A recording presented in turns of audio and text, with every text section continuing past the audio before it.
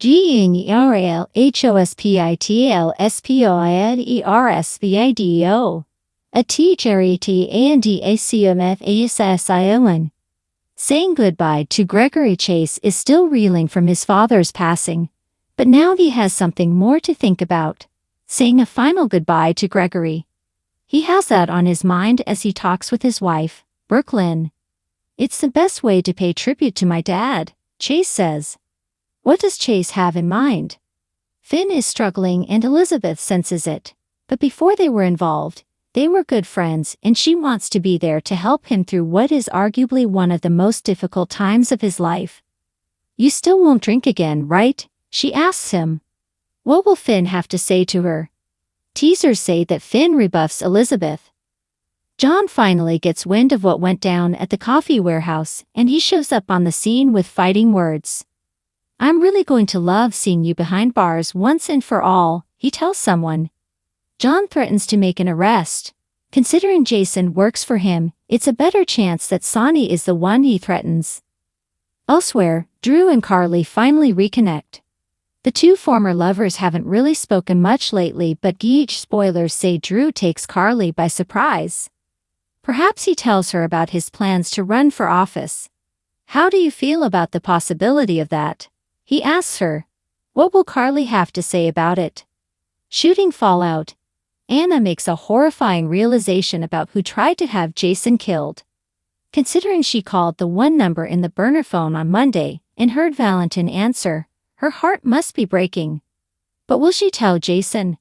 She tells him something because he responds, "Thank you, that's what I needed." While it looked like it was Sonny who had put the hit out on his former best friend, something was still going on with the mobster. He says, "I have to confess something." Who is he talking to? And is it a real confession? Janis Paige, who starred on Santa Barbara General Hospital, dead at 101. Janis Paige, who died on June 2 of natural causes at the age of 101, had quite the show business career before joining the world of soap operas. Following roles on the stage, the big screen, and nighttime television, she played Yona Huntington, Catherine Delafield's aunt, on General Hospital, and Minx Lockridge on Santa Barbara. In memoriam. Born Donna Mae Chayden on September 16, 1922, in Tacoma, Washington, Paige's father walked out on his family when his daughter was only 4 years old. Paige's mother worked at the Bank of Tacoma. We always had enough to eat, the actress told the Saturday Evening Post in 1963. But nothing to spare. I always wanted to be a success for my mother, to make up for my father. Paige's big break came during World War II when she sang an aria for enlisted men at the Hollywood Canteen. She had a few lines in the Sir Williams and Ed Skelton MGM film Bathing Beauty. Next came a role in the Warner Bros. Film Hollywood Canteen. Paige headed to Broadway, starring in Remains to be Seen and The Pajama Game. She later starred in the short-lived 1955-56 TV series, It's Always January. She had roles on Flamingo Road, Fantasy Island, and Trapper John. M.D. Paige played a waitress, Denise, on All in the Family, who became involved with Archie, played by Carol O'Connor.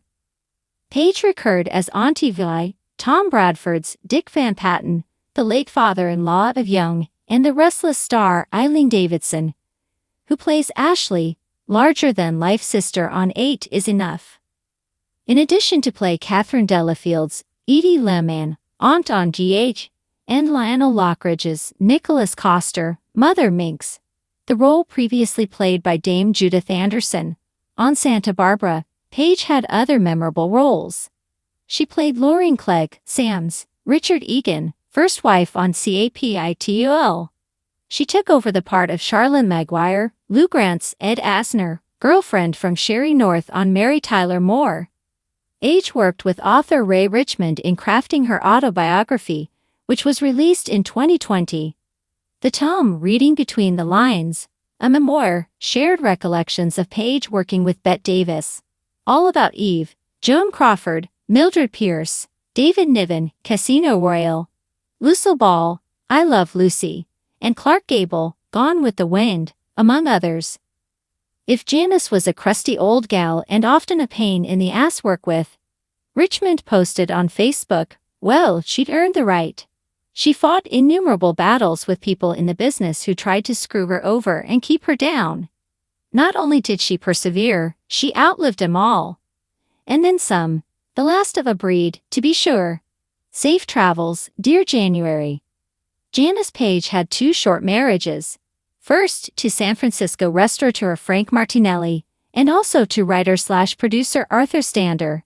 She was also married to songwriter Ray Gilbert, an Oscar winner for the song Zip-a-dee-doo-dah from the Disney film Song of the South.